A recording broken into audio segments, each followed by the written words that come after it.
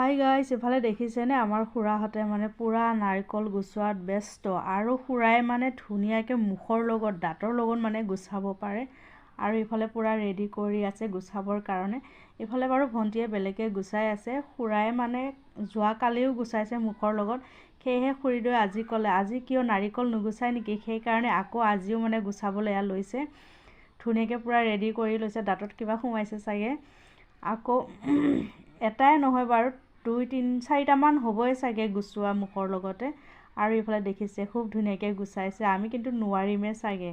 আগৰ দিনৰ মানুহ বুলি ক'ব লাগিব। এয়া দেখিছে ইমান ধুনীয়াকৈ গুচাই আছে। এয়া পূৰা অকণমান বেছি পুৰত হৈছেনে নাই জানো নাৰিকলটো। গুচাবলৈ কিন্তু ধুনীয়া হৈছে দেই। এয়া দেখিছেনে পূৰা মুখৰ লগত একে দা কটাৰী একোৱে লগোৱা নাই মানে। এয়া দেখিছে পাৰোঁ বুলি কৈছে খুৰাদেৱে। আমি আগতে গুচাইছোঁ আৰু এতিয়াও পাৰিম। এয়া দেখিছেনে পূৰা গুচাই আছে মানে। এয়াহে মানুহ, দেখিছেনে ইমান ধুনীয়াকৈ গুচাইছে। দা কটাৰী একোৱে ব্যৱহাৰ কৰা নাই মানে সি। পূৰা ধুনীয়াকৈ গুচাই আছে। পূৰা বডি চডি ওলাই লৈছে। ধুনীয়াকৈ গুচাই আছে। বেছি টাইম নালাগে, এয়া হৈছেহি আৰু। সোনকালে হয়। পূৰা মানে ফিনিছ কৰি দিব এতিয়া।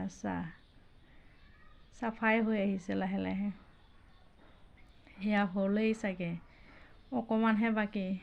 পূৰা নাৰিকল বাকলি গুচাই চাফা। এয়া দেখিছেনে? এয়াহে মানুহ চালা। আমিতো একদম নোৱাৰিমেই চাগে। দাঁত বেয়া হ'ব বুলিয়ে ভয় কৰি থাকিম।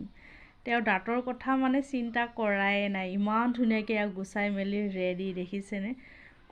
কোনে বাৰু পাৰিব এনেকুৱা দাঁতৰ লগত নাৰিকল গুচাবলৈ। ইমান ধুনীয়াকৈ